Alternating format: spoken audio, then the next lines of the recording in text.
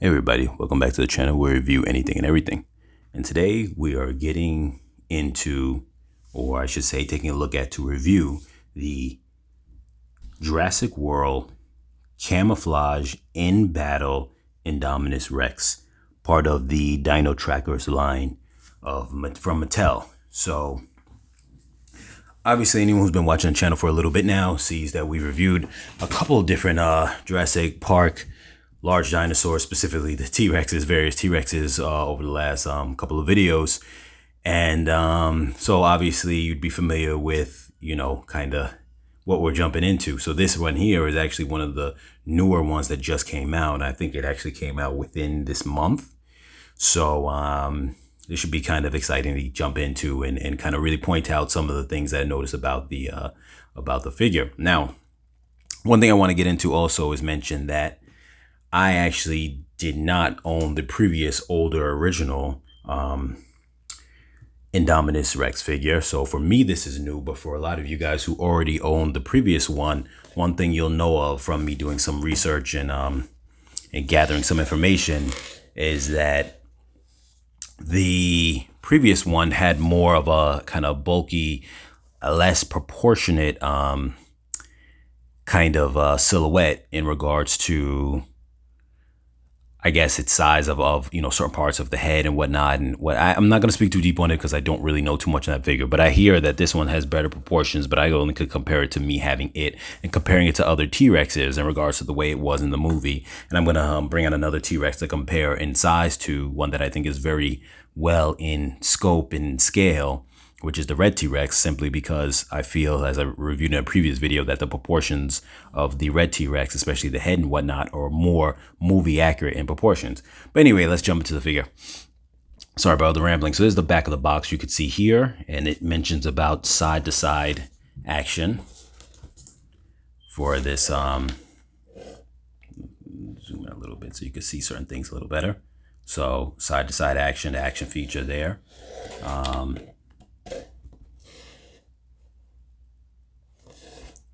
You've got the camouflage and chomp. So when you press the button, what happens is it opens his mouth and it starts lighting up like it did inside the movies. This indicating you got light and sound. This showing you the new T-Rex that's coming out later on. Front of the box we obviously saw already, but there's just a clear view of it. And let's jump into the figure. So I feel that the Indominus Rex, just off the back, just a little bit of back history on it, or just kind of my thoughts on the character itself, the dinosaur. Though it was a hybrid and though it was a made-up dinosaur, I felt like it really did pretty well in terms of being very popular for the storyline and whatnot. It was very well accepted. It wasn't, I think it was actually more accepted than some of the other mainstream dinosaurs, like say the Spinosaurus or even the Giganotosaurus, in regards to just popularity and being accepted amongst the franchise fans. But anyway, let's really kind of just hit into the figure. I just want to kind of get into that a little bit.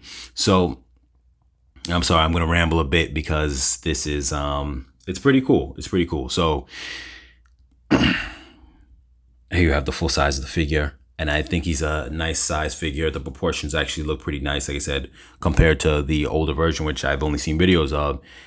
The head is not as huge. The other one had a swallowing feature similar to the Dominion. I don't want to quote it because I know I'm going to get the name wrong. I want to say Thrash and Devour. But if I have that wrong, just correct me in the comments. But the Dominion one that had a similar feature where they're able to go into the throat, I believe that one had, the previous one had that same feature where they're able to sit in the throat, but they couldn't completely swallow them. Now this one doesn't have a feature like that. So they're able to make the throat a little bit small, a little more proportionate. You have these little quills that are, flexible. So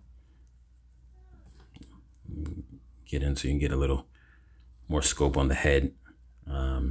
How it looks. Now, one thing I also think too is that the teeth, I want to point out one thing that a lot of people may not think about or realize, that when they first came out with this movie, the movie for this came out in 2015, Jurassic World, the first one, which I guess you could say is Jurassic Park 4 if you want to call it that. But you could tell by looking at this, anyone who's a fan of dinosaurs knew that the design of this very much was reminiscent of what the Giganotosaurus was before they created the Giganotosaurus. The way the teeth were, the shape of the skull. What's interesting is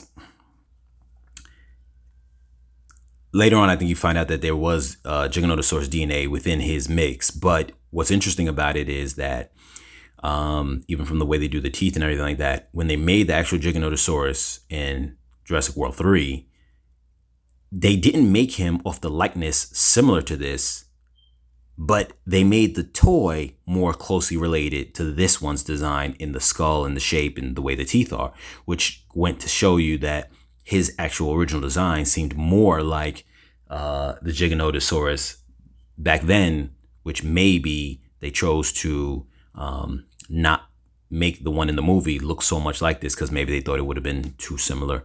But yeah, so I'm sorry, I digress. So here goes using his feature just to see the mouth open up first, and we'll get into the rest. Obviously, you're going to see the rest of him light up, but we'll get into that in a moment. Here you can see the insides with the mouth, and I think it looks really good. The way they did the teeth here. Now, even though it's similar to the way they do the Giganotosaurus, but his teeth are a lot more longer and individual, and it just, they did a really good job here. I think they actually improved on it versus the I'm just hoping you guys can see this pretty well. I think they improved on it versus the Giganotosaurus. I'm sorry, I want to get a good view where you guys can really see that. I feel they improved on it because what the other one felt like they had a scope for the teeth, but like, I don't know really how to explain it. Anyone who has the figure could see. It felt like it was put in there, but this one feels like it's a whole mold underneath this whole thing. So it feels like it's more secure in there. I don't know. That just could be me really not knowing the design, how it was, and just assuming that. But I think it looks nice. The arms can articulate front and back, and that has a what's the word I'm looking for? Like almost like a ratchet, for lack of a better word, a ratcheting effect to it to where it locks into place. The forearms move too, but they don't have a ratcheting effect. Now the shoulder areas can move outwards with a ratcheting effect too. And you can actually hear that. So I actually like this feature a whole lot because even though the forearms part is not going to benefit from this, the shoulders should not end up loosening that much. So even if the forearms got loose, at least the shoulders should still maintain because that ratcheting effect causes it to lock into a place. And I always felt that's a great feature when articulation has a ratcheting or locking mechanism within it to where it doesn't it can't get loose. I think that's a big positive. Obviously, you have the feet can move side to side as far as up and down. They have a semi-locking effect as well. So that's good for the purpose of, like I said, joints not getting loose. We're going to do his action feature again. And then it lights up afterwards throughout his body. He has a different roar. I'm not sure how many total. We'll do a total of 4 just to see. Now that one obviously is different, but some of them sound a little alike. So I'm not sure if there's a total of 4 or if there's, I know that the Red Rex has 4. But so you can see how the camouflage and the light works. I think it actually looks really nice. And the way they chop it up on the inside to where it's kind of like a jigsaw puzzle kind of effect. Obviously, that's going to be a feature that I think drains battery a lot. So get ready to run through your batteries when it comes to that. Fingernails aren't painted. The toe claws are painted. And they're not the normal paint. They're more of like a grayish kind of tone. Let me see if I can zoom into that for a better look. A grayish kind of tone to them where they're a little darker at the tip, a little lighter, going more inwards. I think they did a pretty good job. Like I said, I don't have the other one to compare it to, but I think it looks nice. Nothing wrong with it. You can see the details on the body looks nice. I mean, this was all just a simply gray colored dinosaur from the movie. So there's not a lot more you can really do with it. Beyond that, you've got a little bit of, detailing around the eyes. Now the eye here looks nice, but then on this side, it's okay, but you see like the paint job on it, there's a lot of room for error. It could be a little better. It's not bad, but yeah, there goes your speaker in the bottom. Now, the other mechanism is that before I get to that, actually, I just want to point out one thing too that I really like about this figure too also is, so the gate of his bite is very wide. Even when you press the button, you don't have to force it open anymore. It looks like it could fit that gyrosphere in it if you had it. And I just think that looks cool. Give me 1 second and I'm going to grab one of the figures, one of the little kid figures and the adult figures, just to kind of compare in size. So I happen to have here, let's see, Timmy. There he goes with his little goggles on. But I wanted to grab this first just because I wanted to go back to what I was just saying a moment ago. You could imagine if there was a gyrosphere, and I think they may have made them before. I don't know what how they made them, what the scale is. But you could imagine that if this was one of the little kids, that the gyrosphere would probably be something like maybe that big. And so you could imagine his whole mouth going right over it like it did in the movie. So I just wanted to point that out because I just thought that was a little cool. I know it's kind of like a little, extra detail that's whatever, but I just thought that was really cool. Now, I'm just going to leave him there for now. So you can just see him posted up with his size and scale. Now, the other feature is supposed to be, I guess this is for the part that's called the battle feature, since it's camouflage in battle. He's supposed to be able to turn his neck. Now, mine actually is defective, and I'm going to see about trying to get another one, but because I actually bought this for my kids. But I'm going to explain to you what's wrong with it. So normally it's supposed to go sideways, and then the head moves, right? The problem is this. When I go to the left, it's supposed to automatically retract back to the middle. When I go to the right, it doesn't. The only thing that brings it back left is the fact that I moved it left to the left side turn. So just be aware that, maybe test it out in the stores. I didn't know to do that, but obviously there's a new figure and I didn't know to, to watch anything beforehand because there really wasn't a lot of videos up when I was making this purchase. So I just want to point that out to you guys. Go into the store. If you see this video before, you go purchase it, go into the store. If there's room to wiggle the tail, do it. If there's not, when it's tied up inside the box, because I'm not sure if it'll be able to do that, guess what? Open it up when you get inside your car, right after you get out of the store, and use the mechanism. If it doesn't work, go right back in there and say, hey, listen, it's not working. So when I actually purchased it, at first that feature didn't work at all. I had to twist the head and get it to kind of connect into the tail for it to do that. And even once it did that, obviously you see one aspect of it's not really working well. Now, with that being said, I've seen a review that spoke on how the mechanism felt smooth. What I'm going to say is that from my experience, it feels delayed. So when I push it, if you see, the moment that I turn the hand, the head doesn't spin right away. So it's almost like, and that might be because my thing's defected, but it feels like it's got to catch up to the mechanism. Almost like if you had a set of rubber bands in between both the tail and the head, and when you turn it, it takes a while for the spin of the rubber bands to finally get enough, resistance to start turning the head. That's what it feels like. So I just want to give you guys that perspective and know that. Other than that, that's pretty much the layout of its features. And I'm just going to quickly show you this, how they got the skin, the tag, the DNA tag underneath the skin. I like to call this battle damage, in terms of like the tag, battle damage tag, if you want to call it that, DNA tag. So it's similar to the Red Rex, which kind of denotes that it's new, that it's like the new way they're doing things. First they went at the bottom of the foot with a sticker, then they had the ones that come up. I like it for now. I think some of the ones that came on top, they have it's done in a good way. Some of them is done in a bad way. So it's kind of hit or miss. And so I think that this is pretty good right here. And let's see, I've got a large size figure or normal size figure to compare to, rather than just a small boy, Tim. We have Roland on hand. Let me put him back a little bit.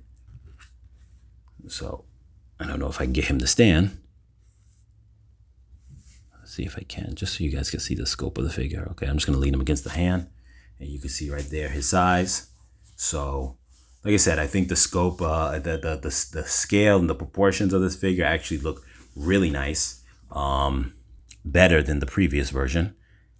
Here you can see, I like to always compare the size of them to the heads, and this shows you right here, like I mentioned in a previous video in regards to the Red Rex, how when the figure is a little bit bigger than the skull, that means that if you assume a regular size figure is roughly 6 feet, 6 feet long, tall, sorry.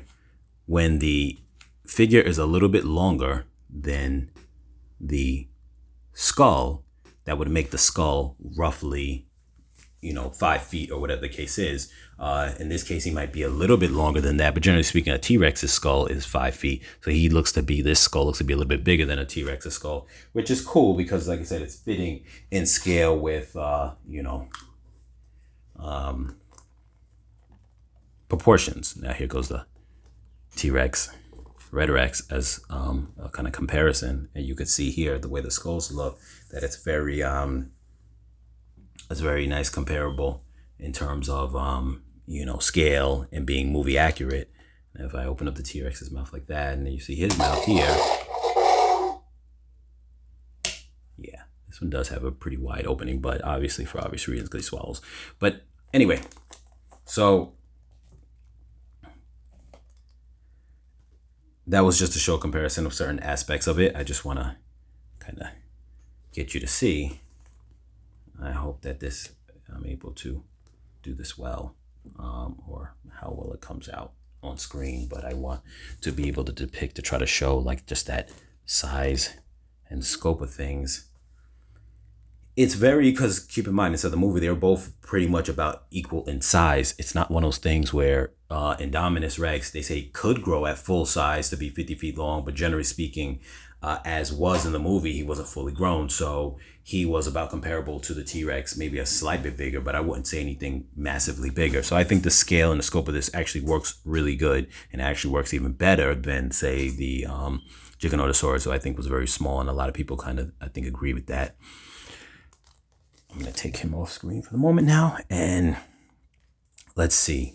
Oh yes, there's one other thing I wanted to do. I'm sorry, I already pulled it out and I forgot all about it already. Was the measurements. So let me get him fully on screen. I'm going to move Tim out of the way here for now.